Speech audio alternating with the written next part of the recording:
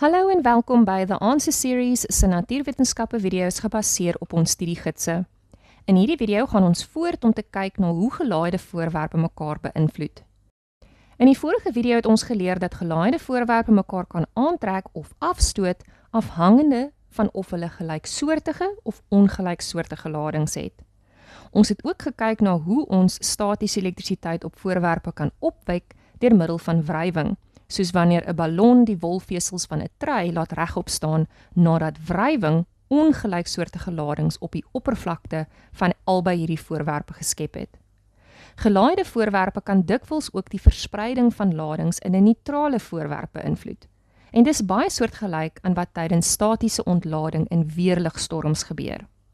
So kom ons sê, nadat jy hierdie ballon teen die woltrei gevryf het, vat jy dit en hou jy dit nou naby 'n stukkie papier. Wat jy sal waarneem is dat die ballon die stukkie papier aantrek, al was daar geen wrywing of direkte kontak tussen die twee materiale nie. Nou, hoe is dit moontlik? Dit gebeur omdat die ballon mos nou negatief gelaai was, nadat dit wrywing met die woltrei ondervind het. Hierdie negatief gelaaide ballon is nou naby 'n neutrale stuk papier gehou. Wat dan gebeur is dat die negatiewe ladings op die ballon die verspreiding van ladings op die papier verander. Met ander woorde, dit veroorsaak dat die ladings van mekaar skei en dit lei tot statiese elektrisiteit. Nou kom ons kyk stap vir stap hoe dit gebeur. Wanneer die negatief gelaaide ballon naby die neutrale stuk papier gehou word, gaan die elektrone op die oppervlak van die papier, wat onthou ook 'n negatiewe lading het, deur die ballon afgestoot word. Dit is omdat hulle gelyksoortige ladings het en gelyksoortige ladings stoot mekaar af. Beide die ballon en die elektrone op die oppervlakte van die papier het negatiewe ladings. Daarom word die elektrone weg van die ballon gestoot en dan versamel hulle aan die verste kant van die papier, die kant verste weg vanaf die negatiewe ballon.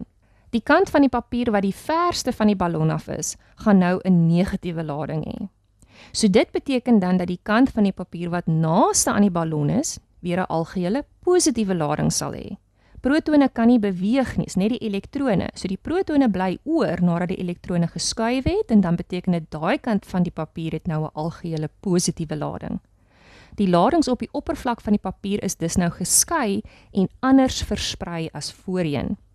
Let daarop dat die papier steeds algeheel neutraal is, omdat dit steeds 'n gelyke aantal protone en elektrone het. Daar's 5 van elkeen. Maar al wat gebeur het, is dat die protone en elektrone effens van mekaar geskei is as gevolg van die elektriese invloed van die negatief gelaaide ballon. Ons sê dus dat die ballon hierdie ladingsskeiding geïndiseer het. Uiteindelik sal hierdie neutrale stuk papier dus nou 'n positiewe en 'n negatiewe kant hê. Omdat ongelyksoortige ladings mekaar aantrek, sal die positiewe kant van die papier na die negatief gelaaide ballon beweeg. Dit word deur die ballon aangetrek. Maar wanneer die ballon en die papier aan mekaar raak, sal daar statiese ontlading plaasvind. Elektrone gaan vinnig vanaf die ballon na die papier toe oorgedra word in 'n poging om hierdie verskil in ladings te neutraliseer. Onthou dat slegs elektrone oorgedra kan word. Die elektrone gaan beweeg van waar daar die meeste van hulle is, naamlik op die ballon, na die plek waar daar minder van hulle is, naamlik die papier. So aan die einde, nadat statiese ontlading plaasgevind het, sal beide die papier en die ballon negatiewe ladings hê. Omdat hulle nou albei 'n negatiewe lading het, stoot hulle mekaar nou weer af en jy gaan sien dat die papier wegval vanaf die ballon. Dit is dus hoe 'n gelaaide voorwerp 'n verspreiding van ladings in 'n neutrale voorwerp kan indiseer wat tot statiese elektrisiteit lei. Sleutelterme vir hierdie video sluit in: gelyksoortige of dieselfde ladings, ongelyksoortige of teenoorgestelde ladings en die konsepte van aantrek en afstoot. Check out the video description below for practice questions from our study guides. If you found this video useful, give it a like and subscribe to our channel so you don't miss any new episodes.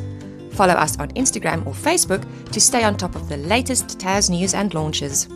So that's it for now from The Answer Series, your key to exam success.